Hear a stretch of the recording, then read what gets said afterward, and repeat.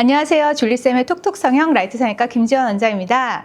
구축코, 이 단어 요즘에 참 많이 보는데요. 생각하는 것만큼 그렇게 흔할까요? 구축코 정확히 뭔지 알려드릴게요. 구축코라고 하면 크게 두 가지 중에 하나입니다. 코끝이 딸려 올라갔거나 코 자체가 전체적으로 짧아졌거나 그 외에 코끝이 낮아졌다거나 콧구멍이 조금 더 보이게 됐다거나 하는 것은 구형 구축이 아닌 다른 원인으로 생겼을 가능성들이 있습니다. 이런 경우에 함부로 구형 구축이라고 하면 안 되겠죠.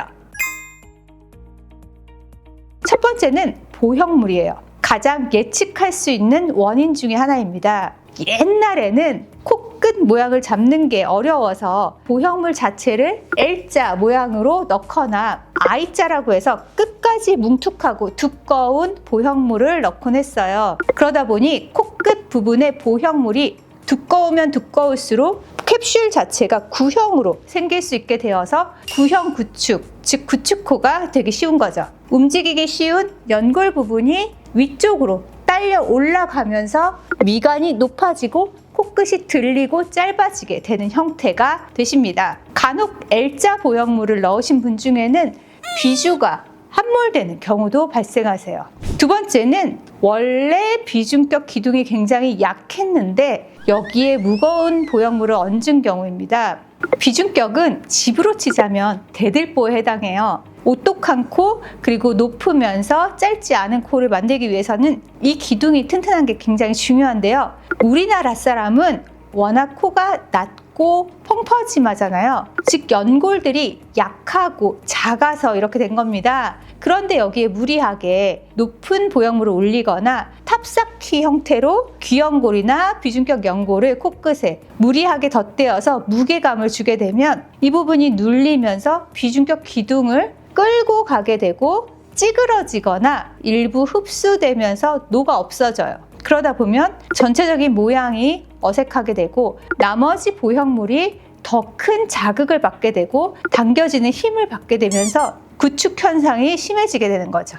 세 번째는 이런 보형물도 아니고 기둥도 튼튼한데 생길 수 있는 그런 경우예요. 기존에 코 수술을 하셔서 보형물이 있는 상태인데 부딪히거나 다치셔서 코 안에 피가 고인 상태, 이 상태 때문에 실리콘을 둘러싸고 있는 캡슐이 늘어났는데 이때 처치나 치료를 제대로 하지 않아서 피가 고여있는 상태가 오래되면 캡슐 안에 있는 피가 캡슐로 바뀌면서 캡슐 자체가 두꺼워지게 됩니다. 그러면서 구축코가 되는 거죠. 그래서 코 수술을 하신 분들 중에 보형물이 있는데 어딘가 부딪히신 일이 있으시다면 바로 수술하신 병원에 내원하셔서 확인하시고 필요시 피를 빼내거나 항생제 치료를 받으시는 것이 좋습니다. 구축코는 서서히 변화가 누적되어서 나타난 결과라고 생각하시면 돼요. 대부분 본인 얼굴에 익숙해서 거울을 잘 보지 않다 보니 갑자기 짧아졌어요. 오랜만에 본 친구가 가족이 너 왜 갑자기 코가 이렇게 들렸냐 짧아졌냐 라고 해서 내원하시는 경우들이 많습니다.